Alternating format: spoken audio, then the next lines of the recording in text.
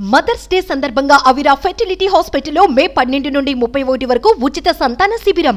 నమస్తే, నేను Keshav. Welcome to Suman TV. Parliament స్థానాలు తెలంగాణలో ఏ విధంగా ఉండబోతున్నాయి? పార్లమెంట్లో 9 స్థానాలు మాత్రం కాంగ్రెస్కి సింగిల్ ఎడ్జ్గా ఉన్నాయి, అంటే వన్ సైడ్ ఎడ్జ్గా ఉన్నాయి.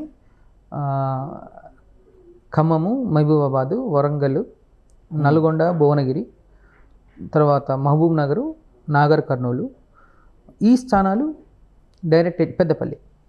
ఇక్కడ కాంగ్రెస్ లీడ్లో ఉంది, గెలవబోతుంది. మహబూబ్ నగర్ అంటే డీకే అరుణ కంటెస్ట్ చేస్తుంది. లేదు, వంశీచంద్రరెడ్డికి మంచి ఎలక్షనీరింగ్ బాగా జరిగింది.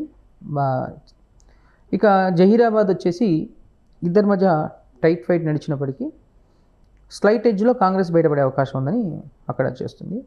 అప్పుడు 9 నుంచి 10 స్థానాలు కాంగ్రెస్, అంటే 10 అయితే 100% డబుల్ డిజిట్ చేరే అవకాశం కాంగ్రెస్ మాత్రమే. ఇంకా బీజేపీకి తెలంగాణలో మంచి గ్రాఫ్ వచ్చింది.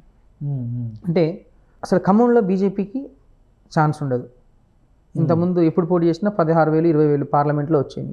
ఈసారి 1,00,000 వరకు ఓట్ బ్యాంక్ పెరిగేది, ఓట్ పర్సంటేజ్ పెరిగింది. అలా బీజేపీ మల్కాజ్గిరి, తర్వాత చేవెళ్ళ, కరీంనగర్, నిజామాబాదు, సికింద్రాబాద్, ఈ 5 స్థానాల్లో బీజేపీ గెలుస్తుంది. ఆదిలాబాద్ కొంచెం ఇద్దరి మధ్య పోటీ హోరాహోరా జరిగింది, మళ్ళీ అది కూడా బీజేపీకి ఎడ్జింది. అంటే బీజేపీ 5 నుంచి 6 స్థానాలకు ఉంది, కాంగ్రెస్ 10 స్థానాల వరకు ఉంది. ఒకటి ఎంఐఎం స్థానం హైదరాబాద్ గెలుచుకుంటుంది. బీఆర్ఎస్కు మెదకు ఒక సీటు 100% అవకాశం ఉంది. ఒకటే సీటు.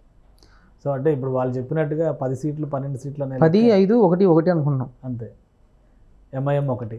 అదే ఎంఐఎం మాధవీలతో చాలా స్టార్ క్యాంపెయినర్గా మారిపోయి దేశవ్యాప్తంగా ఇమేజ్ వచ్చింది. ఏమి అక్కడ వర్కౌట్ కాలేదంటారా? అంటే ఓట్ ట్రాన్స్ఫర్ కాలేదు. ఓట్ ట్రాన్స్ఫర్ అయ్యి ఉంటే గెలిచేవాళ్ళు. ఓట్ ట్రాన్స్ఫర్ కాదు. ఎలక్షనీరింగ్ బలమైన పోటీ ఇచ్చే అవకాశం ఉంది. పోటీ ఉంది. చెప్తున్నా కదా, తెలంగాణలో బీజేపీకి మంచి గ్రాఫ్ ఓట్ షేర్ అయితే పెరుగుతుంది.